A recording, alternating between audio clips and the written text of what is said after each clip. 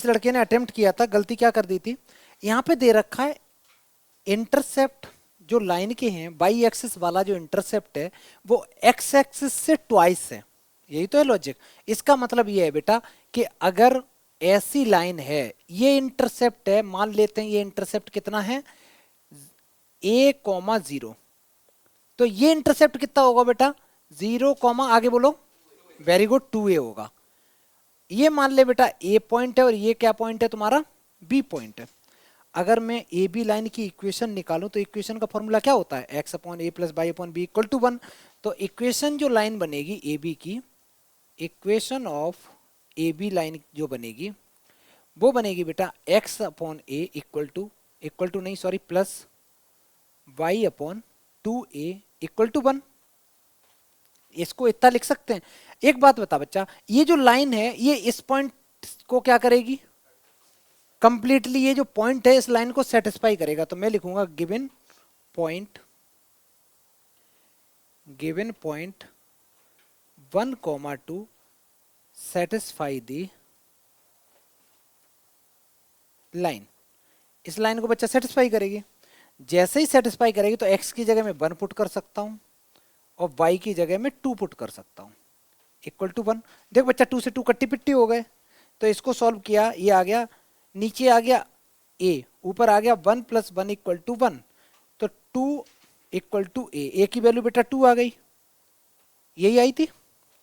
a की value अगर 2 है तो अब तुम इक्वेशन लाइन के आराम से लिख सकते हो। इस वाली जो इक्वेशन है ना वरद, इसमें ले जाके a की वैल्यू पुट कर दो, आ गया आंसर।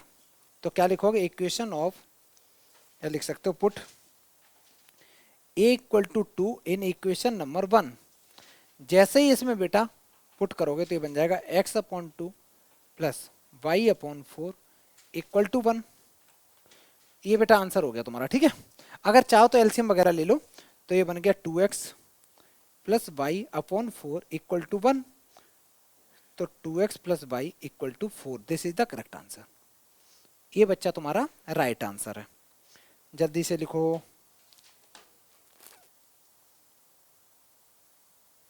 बढ़िया से लिखो तो बेटा, तुम लोग स्टार्ट कर दो बेटा। देखो इसमें क्या दे रखा था क्वेश्चन में, find the equation of the lines which cut off intercept on the axis whose sum and product is 1 and -6। सीधी सीधी बात है, उसका सम कितना दे रखा बेटा, सम 1 दे रखा। तो मैं ऐसे मान लेता हूं कि एक तुम्हारे पास में इस टाइप का सीन है बेटा, ये है a कॉमा 0 और ये है 0 कॉमा b। ये तुम्हारे पास a पॉइंट है बच्चा, ये तुम्हारे पास b पॉइंट है। तुम्हारे पास में जो a प्लस बी दे रखा है वो कितना है, -1। एक इक्वेशन यहां से आ गई, और a इंटू बी दे रखा है -6। मैंने गलत लिखा बेटा, प्लस का 1 था शायद, प्लस 1 था और ये माइनस का 6 है। ये इक्वेशन 2 आ गई। एक काम करते हैं बेटा, ऊपर वाली इक्वेशन से अगर मैं b की वैल्यू निकालूं तो कितनी आ जाएगी, ऊपर वाली ए 1 माइनस ए लाके में सेकंड में पुट कर रहा हूं। कैसे, यहां से b निकालोगे, सॉरी a निकालेंगे हम लोग, तो a की वैल्यू आ जाएगी 1 माइनस बी।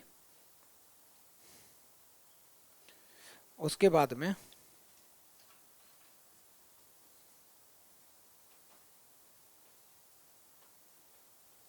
सेकंड में पुट कर देंगे।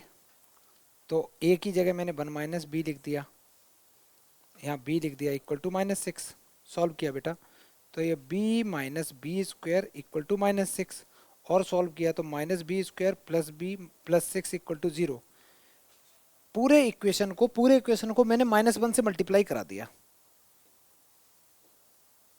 मिडिल टर्म स्प्लिट क्या आएंगे बेटा, 6 के करने हैं ना, 1 आना चाहिए, तो 2 और 3, तो ये बन जाएगा b square minus 3b plus 2b minus 6 equal to 0।